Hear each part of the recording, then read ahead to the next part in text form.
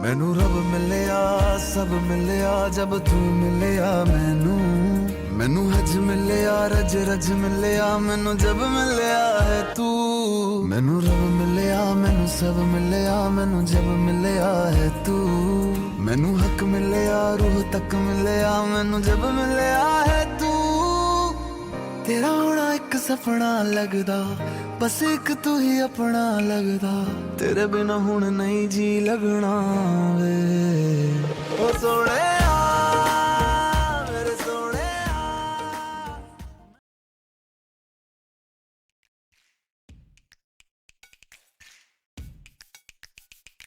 तो क्योंकि आपको पता है हमारी वीडियोस क्यों नहीं आ रही थी, क्योंकि शादियों का सीज़न था और हमको भी थोड़ी थोड़ी शादी करनी थी। तो शादियों का सीज़न चल रहा हो और हम राजस्थान की बात ना करें, ऐसा कैसे हो सकता है? क्योंकि Rajasthan is the place to go to have destination weddings.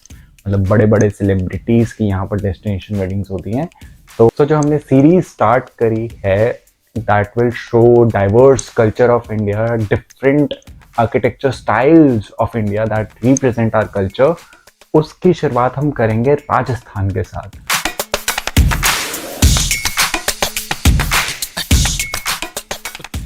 अगर हम राजस्थान के बारे में बात करें तो हमें याद आता है यहाँ का इतिहास, यहाँ का राजपाट और यहाँ के मैसिव फोर्ट्स।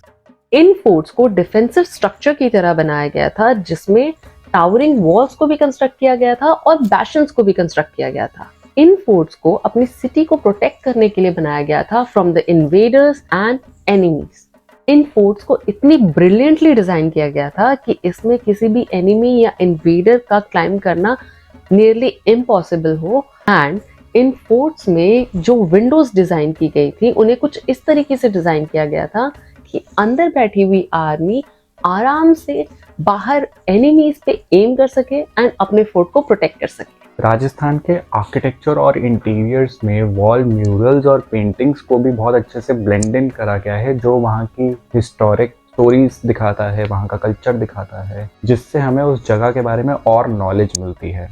क्योंकि उस समय पर ग्लास विंडोज ना के बराबर यूज होती थी, इसलिए राजस्थानी आर्किटेक्चर में एक और फीचर यूज किया जाता था, जालीज, जिसकी वजह से प्रिवेसी मेंटेन रहती थी। क्योंकि जालीज में आप सर्टेन डिस्टेंस से थोड़ा बहुत देख सकते हो, बट अगर ज्यादा डिस्टेंस से देखा जाए तो काफी विजन ब्लॉक हो जाती है। तो इससे ना सिर्फ प्रिवेसी मेंटेन होती थी, but at the same time ventilation काफी अच्छे से होती थी, बिकॉज छोटे छोटे पोर्ट्स से आती हुई हवा रूम को काफी ठंडा कर देती थी। इसी तरीके से हमें राजस्थान का आर्किटेक्चर, उसका कल्चर एंड उसकी ब्यूटीफुल क्राफ्टमैनशिप देखने को मिलती है यहाँ के पैलेसेस एंड किलों पे बने हुए झरोकों में।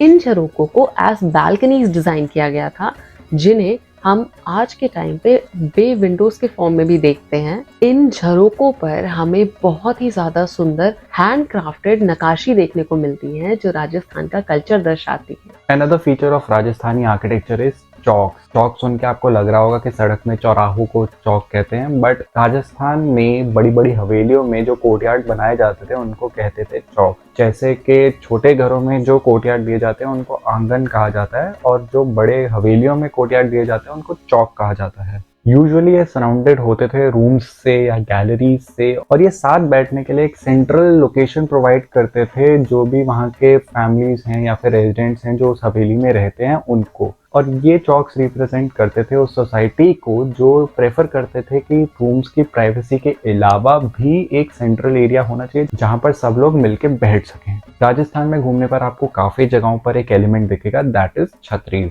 छतरीज एक पवेलियन को कहा जाता है जो कि एक डोम शेप में बनाई जाती है। ये ज्यादातर यूज होती थी पैलेसेस में या फिर किसी मेमोरियल स्ट्रक्चर पे, और ये ना सिर्फ एक एस्थेटिक पर्पस फुलफिल करती थी बल्कि एक फंक्शनल पर्पस भी प्रोवाइड करती थी, जहां पर लोग बाहर छांव में बैठ सकें। Another element that was very famous in Rajasthani architecture was the archways जो प्रोवाइड करे जाते थे यूजुअली महलों की एंट्रेंसेस पे। ये काफी सारी आर्चेस का एक कॉम्बिनेशन होता था, जिसमें काफी सारी आर्चेस एक लीनियर फॉर्म में एक पाथवे को लीड करती थी। ये ना सिर्फ राजपूत आर्किटेक्चर में बट उस एरिया में डेवलप हुए मुगल आर्किटेक्चर में भी काफी एक प्रोमिनेंट फीचर होता था। इनफैक्ट अगर देखा जाए तो राजस्थानी आर्किटेक्चर भी काफी अलग अलग आर्किटेक्चर स्टाइल से इंस्पायर्ड है, मोस्टली इस्लामिक आर्किटेक्चर से, बिकॉज वो एक ऐसा समय था जब भारत में मुगल्स भी थे, मराठा भी थे, राजपूत भी थे, सिख भी थे, सदर्न किंगडम्स भी थे, नॉर्थ ईस्टर्न किंगडम्स भी थे, बट स्टिल राजस्थान के राजपूत आर्किटेक्चर में इन सब के ब्लेंड इन होने के बावजूद राजस्थान का एक अपना आर्किटेक्चर, एक अपना कल्चर मेंटेन रहा। और आज भी जब हम राजस्थान की सिटीज में घूमते हैं, जब वो छोटे छोटे एलिमेंट्स देखते हैं, तो हमको इमीडिएटली पता लग जाता है कि ये बिल्डिंग राजस्थानी आर्किटेक्चर रिप्रेजेंट करती है। So that is what made Rajasthan what it is today. यही है आर्किटेक्चर का सिग्निफिकेंस। मतलब आप किसी एरिया में जाके आप सडनली बता पाएं कि हाँ ये वो कौन सा एरिया है। वहाँ के आर्किटेक्चर में, वहाँ की हर एक बिल्डिंग में छोटे छोटे ऐसे एलिमेंट्स जो देखने को मिलते हैं, जो बताते हैं कि हाँ हम इस समय इस एरिया में हैं। So that was the significance of वास्तुकला of Rajput architecture in that era। Next video में हम फिर एक नई स्टेट के साथ आएंगे, जिसमें हम उस स्टेट के पर्टिकुलर वास्तुकला की बात करेंगे, जिसमें उन्होंने कैसे अपना आर्किटेक्चर स्टाइल प्रिजर्व करके रखा, जिसकी वजह से उस स्टेट का भी आज भी एक यूनिक कल्चर मेंटेन है। With that message, we'll see you in the next video। तब तक के लिए नमस्ते।